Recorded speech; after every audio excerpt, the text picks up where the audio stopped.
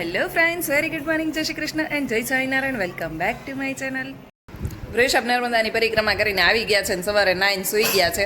હવે એને બપોરે જોબ ઉપર જવાનું છે એટલે ત્યાં સુધી ભલે સૂતા. આપણે બનાવી લઈએ ટિફિન, કેમ કે બપોરે જશે એટલે સાંજનું ટિફિન તો બનાવવાનું જ છે ઓબ્વિયસ. એટલે સાંજનું ટિફિન બનાવી લઈએ. અને હજુ એમ તો વાર છે, પણ બે જ ઓપ્શન હતા એટલે આપણે એને જે ભાવે એ ટાઈપનું કંઈક બનાવીએ. ઘણું બધું એને ચાલવાનું થયું હશે. ઉઠે પછી આપણે પૂછશું, કેમ કે મને તો એક્સપિરિયન્સ નથી કે નર્મદાની પરિક્રમામાં કેટલું ચાલવું પડે કે આ તે કંઈ. તો એ જ્યારે ઉઠશે ત્યારે આપણે એને પૂછશું. વૃષભ અને એના ફ્રેન્ડ્સ જઈ રહ્યા છે નર્મદા નદીની પરિક્રમા કરવા માટે. જે લોકોએ આ યાત્રા કરી છે એમણે તો રિયલ લાઈફમાં આ ફીલ કર્યું જ હશે, પરંતુ જે લોકો મારી જેમ નથી જઈ શક્યા એ લોકો આ યાત્રાનો અનુભવ કરી શકે એ માટે હું આ સ્પેશિયલી વ્લોગ મૂકી રહી છું. અહીંયા બધા જ શ્રદ્ધાળુઓ અને ભક્તો એ નર્મદા નદીની પરિક્રમા કરવાના છે, જે ઉત્તર તરફ વહે છે, એટલે કે ઉત્તર વહીની નર્મદાની પરિક્રમા થઈ રહી છે.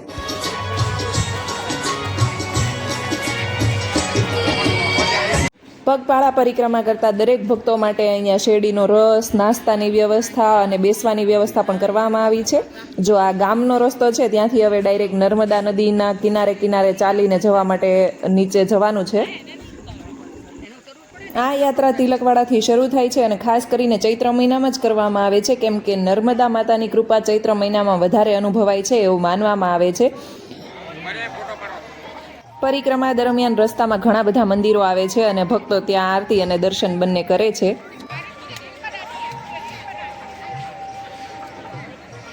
આવી ગયા છે આપણે નર્મદા નદીના કિનારે અને હવે કિનારે કિનારે ચાલતા ચાલતા જ પરિક્રમા પૂરી કરવાની છે. ઉત્તર વહીની નર્મદાની પરિક્રમા 20 થી 24 કિલોમીટર જેટલી થાય છે અને એનો ટાઈમ આશરે 6 થી 8 કલાક જેટલો લાગે છે. ફૂટ ઓવર બ્રિજની નીચેથી પાણી જાય છે.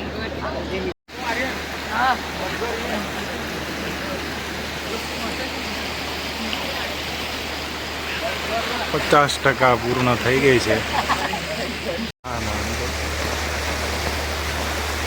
આ બ્રિજ ક્રોસ કરીને સામે કાંઠે જવાનું છે અને ત્યાંથી પાછું નર્મદાના કિનારે કિનારે ચાલતું ચાલતું આપણે જે બોટિંગનો પોઈન્ટ છે ત્યાં સુધી જવાનું છે.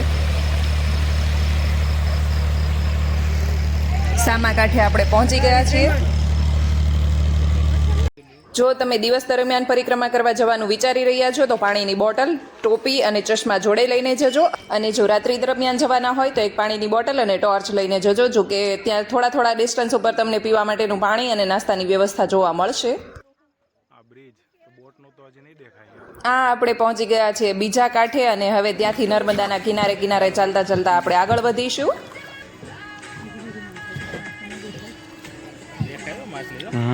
લાઈટ છે ને અહીંયા.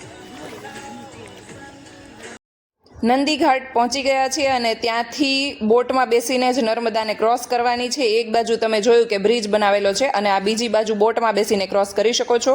ઓલમોસ્ટ પૂરી થવા આવી છે હવે આપણી પરિક્રમા. હવે બોટની ટિકિટ લઈ લીધી છે. બોટથી નદી ક્રોસ કરીએ એટલે પરિક્રમા પૂરી. એકચ્યુઅલ નર્મદાની લંબાઈ તો 1312 કિલોમીટર છે, પરંતુ જો તમે આ ઉત્તરવયની નર્મદાની પરિક્રમા કરો તો તમને એ આખી જ નર્મદાની પરિક્રમા કરી હોય એટલું પુણ્ય મળે છે. જો તમે પણ નર્મદાની પરિક્રમા કરવા ગયા હોય અને તમારો કંઈક સ્પેશિયલ એક્સપિરિયન્સ રહ્યો હોય તો એ મને કોમેન્ટમાં જરૂરથી જણાવજો. સાંજના ટિફિન માટે મારે થેપલા બની ગયા છે અને હવે ફ્રી થઈ ગઈ છું. બટેકા બોઇલ કરવા મૂક્યા છે બટેકા પૌવા બનાવવા માટે, કેમ કે વૃષભને તો જમવું નથી અને મારે અને જક્ષુને બંનેને જ ખાવાનું છે. એટલે અત્યારે બટેકા પૌવા બનાવી લઈશું. બટેકાને બોઇલ કરી દઈએ અને પછી ડાયરેક્ટ વઘાર ઇઝીલી થઈ જાય, વાર ના લાગે ચડવામાં. હું અત્યારે એક બતાવું. જો આને કયા તુલસી કહેવાય એ તમને ખબર હોય તો કહેજો. તુલસી કહેવાય કે કંઈક બીજું કહેવાય એ ખબર હોય તો એ પણ કહેજો. પણ આઈ થિંક તિલક તુલસી કહેવાય છે અને જાતે જાતે જ ઉગ્યું છે. અને આમાં જો પાછી કીડીઓ થતી હતી ને તો મેં બધું કટ કરી નાખ્યું છે, તોય પાછું આ એક ઉગી ગયું છે. કેમ કે આની અંદર છે ને મસ્ત કેસરી એવું ફૂલ આવે છે અને મને એવું લાગે છે કે ફૂલની જે કળીઓ હોય ને એ આવવાનું શરૂ થાય ને પછી જ કીડીઓ આવે છે. એટલે એનો રસ ચૂસવા માટે કીડીઓ આવતી હશે. તો હવે એ પ્લાન્ટ મારે જોઈતો જ નથી, પણ તોય ઓટોમેટિક ઉગે જ છે. જો અહીંયા પણ એક નાનું અમથું આ જે છે ને એ ઉગ્યું છે. એટલે આ બધા કટ કરી નાખ્યા છે ને તો હવે એ મોટું થશે. આ મોટું થઈ ગયું છે. આખી માટી છે ને એને ખોદીને પછી એમાં મૂળ સહિત કાઢી નાખવી પડશે એવું લાગે છે. જો આ પ્લાન્ટ છે ને એ આમ લુકમાં તો બહુ સુંદર લાગે, પણ એની જે ડ્રાય લીવ્સ છે ને એ બહુ જલ્દી થવા લાગે, અને જો કે આને પાણીની પણ બહુ જરૂર ના હોય તો એ બહુ ફેલાઈ ગયો છે. જો કેટલો ફેલાઈ ગયો છે, ઊંચો વધારે આવી ગયો છે ને, તો એની નીચેની જે બધી પાંદડી હોય ને એ બધી ડ્રાય થઈ ગઈ છે, એટલે આપણે કાઢી નાખી છે.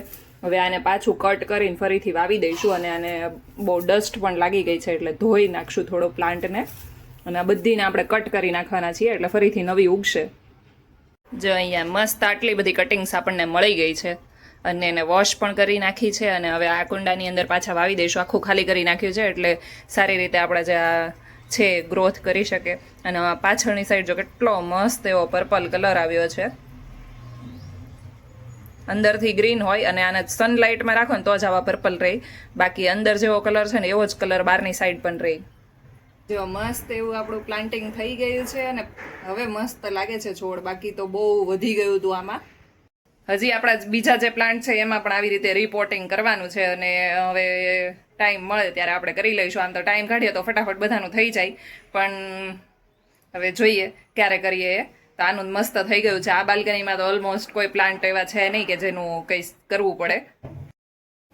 અહીંયા મારા પૌવાને મેં ધોઈ નાખ્યા છે, અને જેટલા પૌવા છે ને એનું સામું એટલું વેજીટેબલ છે. બટેકા બોઇલ કરી લીધા છે, કેરીની કટકી છે, કાચી કેરી અને ટામેટા. તો મારી અને જક્ષુ બે માટે જ છે એટલે થોડાક જ બનાવવાના છે. પૌવા કરતાં વધારે તો મને આ લાગે છે. ચાલો, તો બની ગયા છે આપણા બટેકા પૌવા, અને હવે ભગવાનને થાળ ધરી લઈએ. આ સિઝનની પહેલી વખત મેં કાચી કેરી નાખીને બનાવ્યા છે. ચાલો તો ભગવાનને થાળ ધરી લઈએ. જય સ્વામિનારાયણ. જક્ષુભાઈ અહીંયા બેસી ગયા છે ગ્રેપ્સ ખાવા માટે, અને જોડે ટીવી જોઈ રહ્યો છે. પાછળ જો એને કેટલી ગંદકી ફેલાવી છે. એના પાંદડા તોડવાની આદત જે દિવસે જશે ને એ દિવસે મારે બધું ક્લીન રહેશે એવું લાગે છે મને. એ તારું ફ્રીજ છે? ઓકે, રાખી દો. ચલો, બહાર છોકરાઓ રમતા હોય તો જક્ષુને થોડી વાર હું નીચે લઈ જઈશ.